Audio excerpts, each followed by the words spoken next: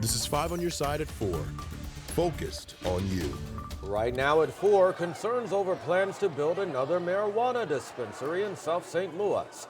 Good Day Farm has applied for a permit for a location near Lift for Life Academy.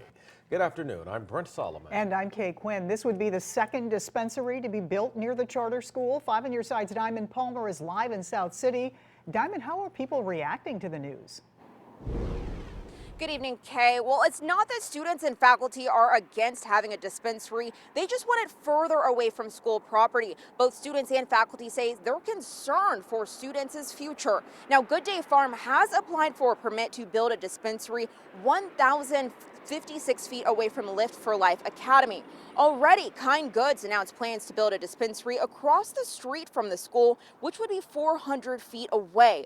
Currently, Missouri law prohibits any marijuana dispensary to be within 1,000 feet of schools, daycares, and churches. But in 2020, St. Louis opted out of that law and removed any distant requirements. I spoke to the school student council treasurer, who says they've written a letter to the owners of these dispensaries, government officials, and real estate agents. They want the stores to choose a different location. It's not a good thing for our kids. The first thing they see when they get out of school is weed. The first thing they get out of school, they should see something to set them up for their future, not something to destroy their future. I'm not opposed to weed, but across from the school, that's not okay. It could come with so many unintended consequences.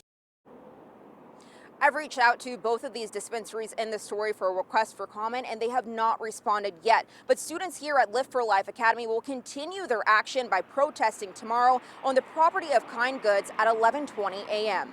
Reporting live here in Soulard, Diamond Palmer, 5 on your side. All right, thank you, Diamond. Tonight, St. Louis city leaders will meet to discuss a plan to address homelessness. Supporters of the Unhoused Bill of Rights say it's designed to protect the dignity, safety, and equal rights of the homeless population. But some aldermen are concerned it could create more issues than it solves. Under the bill, the city must select a location for a safe camping area, complete with toilets, showers, electricity, and running water. There's also a push to make it easier for shelters to open without gathering public support.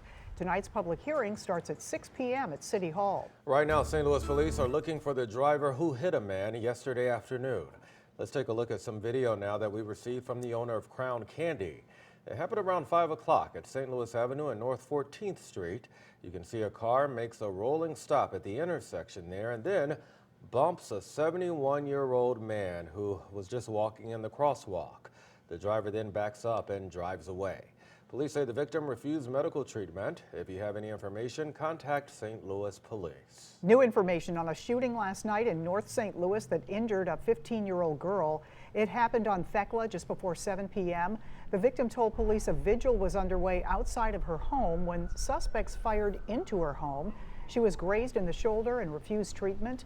Police found a large number of shell casings at the scene. Right now, no word on who is behind this. Right now, investigators are trying to figure out what started an overnight fire that destroyed a building in South St. Louis.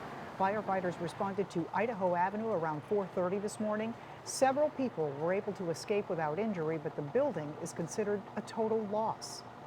Well, go ahead and get ready for one more cold night in the bi-state. Temperatures expected to drop back into the mid-20s tonight, but that's before warm air returns. Chief Meteorologist Scott Connor now with your weather first forecast. And it looks like in the city we probably won't get that cold, but certainly this morning teens and 20s for us, another hard freeze across the area, and for many of us it was quite the frosty start.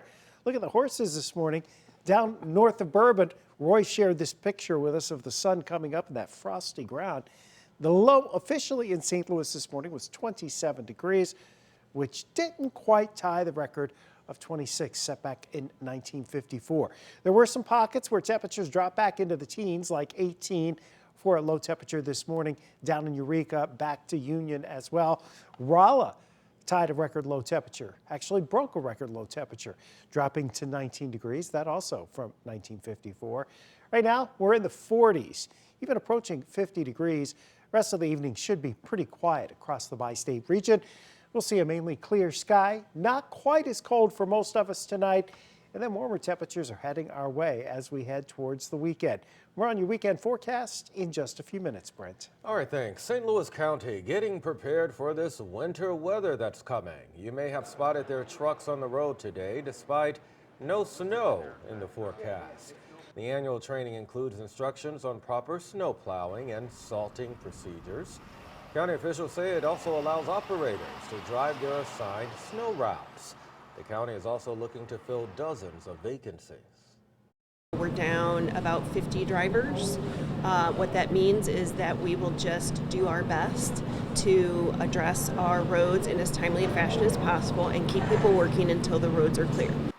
A job fair is set for November 14th. That's from 10 a.m. until 2 p.m. at the Department of Transportation building on Schaefer Drive. You'll have to fill out an application first and then bring your resume. An update now on the cleanup effort at Seafood City in University City. 5 on Your Side has learned the total cost was $127,000 to remove 10 tons of spoiled seafood. It took 4 weeks and 2 days for crews to clean it all up. The building's owner is suing Seafood City's owner, claiming they owe more than $300,000 in back rent. Some seniors living in St. Louis County will receive a property tax freeze next year. Earlier today, County Executive Dr. Sam Page said he's chosen not to sign the bill within the 15-day deadline set out in the county charter, so that means it now becomes law.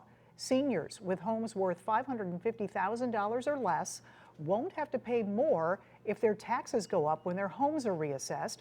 They will have to apply for a tax credit every year.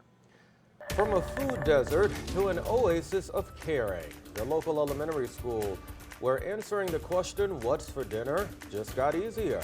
A big win for home sellers, the jury ruling that calls out realtors for excessive fees. And if you've ever caught a movie at the Chase Park Plaza, chances are you've heard his work. The local musician working his old-time magic at the Key Pool.